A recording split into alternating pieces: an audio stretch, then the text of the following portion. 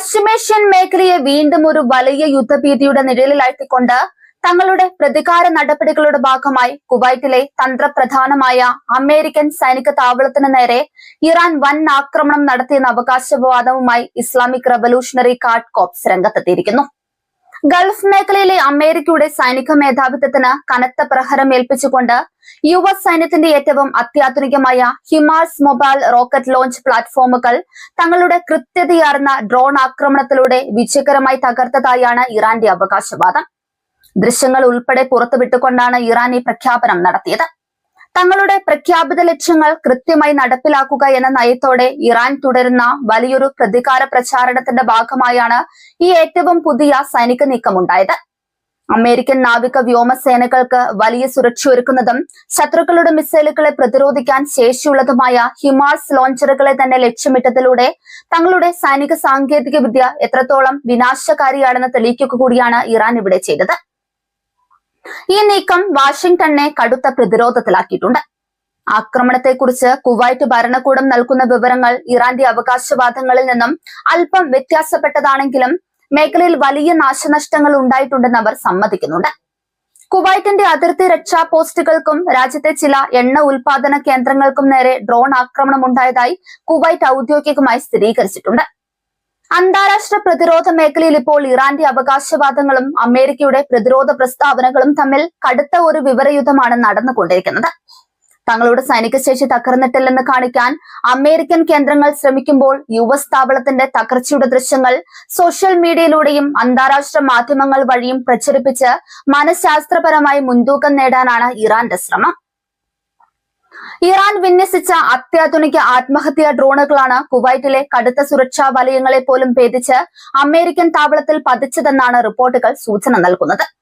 റഡാറുകളുടെ കണ്ണിൽ പെടാതെ അതിവേഗത്തിൽ സഞ്ചരിക്കാൻ ശേഷിയുള്ള ഈ ഡ്രോണുകൾ ഹിമാർസ് മിസൈൽ ലോഞ്ചറുകൾ നിലയുറപ്പിച്ചിരുന്ന കൃത്യമായ സ്ഥാനങ്ങളിൽ തന്നെ വന്നിടിക്കുകയായിരുന്നു. തങ്ങളുടെ സുഹൃത്ത് രാജ്യമായ കുവൈറ്റിന്റെ മണ്ണിൽ വെച്ച് അമേരിക്കൻ സൈന്യത്തിന് നേരെ ഇത്തരമൊരു ആക്രമണം ഉണ്ടായത് ഗൾഫ് സഹകരണ കൗൺസിൽ രാജ്യങ്ങളെ ഒന്നടങ്കം ആശങ്കയിലാക്കിയിട്ടുണ്ട്. സ്വന്തം അതിർത്തിക്കുള്ളിൽ വിദേശ സൈന്യത്തിന് താവളമൊരുക്കുന്ന മറ്റ് അറബ് രാജ്യങ്ങൾക്കും ഇതൊരു വലിയ മുന്നറിയിപ്പാണ്. വാഷിംഗ്ടണിലെ പെന്റഗൺ ആസ്ഥാനത്ത് ഈ സംഭവത്തെ തുടർന്ന് അടിയന്തര സുരക്ഷാ യോഗങ്ങൾ ചേരുന്നതായാണ് വിവരം. കുവൈറ്റിലെ തങ്ങളുടെ സൈനികരുടെ സുരക്ഷ ഉറപ്പാക്കുന്നതിനൊപ്പം ഇറാന്റെ ഭാഗത്തു നിന്നുണ്ടായ ഈ കടുത്ത പ്രകോപനത്തിന് എങ്ങനെ മറുപടി നൽകണം എന്നതിനെ കുറിച്ചാണ് യുഎസ് സൈനിക മേധാവികൾ ചർച്ച ചെയ്യുന്നത്. കുവൈറ്റിലെ പ്രധാന എണ്ണ ഹബ്ബുകൾക്ക് നേരെയുണ്ടായ ആക്രമണം ഇതിനകം തന്നെ ആഗോള ഇന്ധന വിപണിയിൽ നേരിയ തോതിൽ പ്രതിഫലിച്ചു തുടങ്ങിയിട്ടുണ്ട്. വിതരണ ശൃംഖല തടസ്സപ്പെടുമെന്ന ഭയം കാരണം അന്താരാഷ്ട്ര വിപണിയിൽ ക്രൂഡ് ഓയിൽ വിലയിൽ വലിയ വ്യതിയാനങ്ങളാണ് രേഖപ്പെടുത്തുന്നത്. ഇസ്ലാമിക് റവല്യൂഷണറി ഗാർഡ് കോർപ്സിന്റെ ഈ നീക്കം തങ്ങളുടെ മുൻ പരമോന്നത നേതാക്കളുടെ വധത്തിന് പകരമായി പ്രഖ്യാപിച്ച വലിയ പ്രതികാരത്തിന്റെ ആദ്യഘട്ടം മാത്രമാണെന്നാണ് ടെഹ്റാനിൽ നിന്നുള്ള രാഷ്ട്രീയ വൃത്തങ്ങൾ വ്യക്തമാക്കുന്നത്.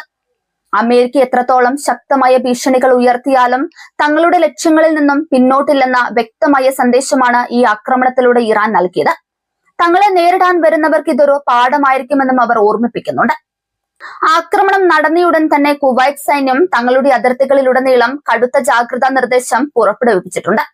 തങ്ങളുടെ പരമാധികാരത്തിന് മേലുള്ള കടന്നുകയറ്റമായാണ് കുവൈറ്റ് ഈ സംഭവത്തെ കാണുന്നത്. എങ്കിലും ഇറാന്റെ വലിയൊരു സൈനിക ശക്തിയുമായി നേരിട്ടൊരു ഏറ്റുമുട്ടലിന് കുവൈറ്റ് തയ്യാറാകില്ലെന്നും മറിച്ച് അമേരിക്കയുടെ പ്രതിരോധ പിന്തുണയോടെ നയതന്ത്രപരമായ നീക്കങ്ങൾക്കായിരിക്കും അവർ മുൻഗണന നൽകുകയെന്നും അന്താരാഷ്ട്ര നിരീക്ഷകർ കരുതുന്നു. ഈ സംഭവത്തോടെ പശ്ചിമേഷ്യയിൽ വിന്യസിച്ചിരിക്കുന്ന അമേരിക്കൻ യുദ്ധക്കപ്പലുകളും മിസൈൽ പ്രതിരോധ യൂണിറ്റുകളും അതീവ ജാഗ്രതയിലാണ്. ഇറാന്റെ ഭാഗത്തു നിന്നും ഇനിയും ഡ്രോൺ അല്ലെങ്കിൽ മിസൈൽ ആക്രമണങ്ങൾ ഉണ്ടാക്കാനുള്ള സാധ്യത മുന്നിൽ കണ്ടുകൊണ്ട് തങ്ങളുടെ മറ്റ് താവളങ്ങളിലെ സുരക്ഷയും അമേരിക്ക ശക്തമാക്കിയിട്ടുണ്ട്. ഇറാന്റെ ഈ കടുത്ത ആക്രമണത്തിന് പിന്നിൽ മറ്റ് ചില ആഗോള വൻശക്തികളുടെ പരോക്ഷമായി പിന്തുണയോ സാങ്കേതിക സഹായമോ ഉണ്ടായിട്ടുണ്ടോ എന്ന കാര്യവും അമേരിക്കൻ രഹസ്യാന്വേഷണ ഏജൻസികൾ അന്വേഷിക്കുന്നുണ്ട്. കാരണം അമേരിക്കയുടെ ഹിമാസ് പോലുള്ള അതീവ സുരക്ഷിതമായ സംവിധാനങ്ങളെ കൃത്യമായി ടാർഗറ്റ് ചെയ്യണമെങ്കിൽ ശക്തമായ സാറ്റലൈറ്റ് വിവരങ്ങളും സാങ്കേതിക വിദ്യയും ആവശ്യമാണ്. ഇത് വരും ദിവസങ്ങളിൽ വലിയൊരു അന്താരാഷ്ട്ര തർക്കത്തിന് കാരണമായേക്കാം. ആഗോള നയതന്ത്ര രംഗത്ത് ഈ സംഭവം വലിയൊരു തരംഗമാണ് ഉണ്ടാക്കിയത്.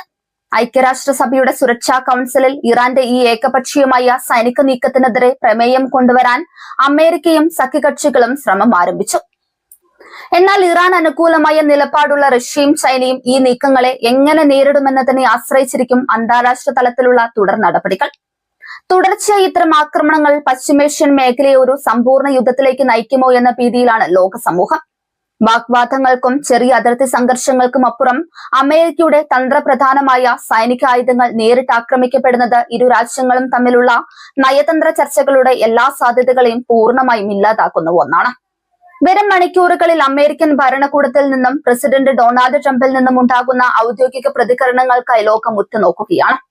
ഇറാന്റെ ഈ വെല്ലുവിളിയെ വെറുതെവിടാൻ അമേരിക്ക തയ്യാറാകില്ലെന്ന ഉറപ്പാണ്. അതേസമയം തങ്ങളുടെ ഭാഗത്തു നിന്ന് ഇനിയും ശക്തമായി പ്രഹരങ്ങൾ ഉണ്ടാകുമെന്ന സൂചന നൽകിക്കൊണ്ട് ഇറാനും തങ്ങളുടെ സൈനിക വ്യൂഹങ്ങളെ അതിർത്തികളിൽ വിന്യസിച്ചുകൊണ്ടിരിക്കുകയാണ്.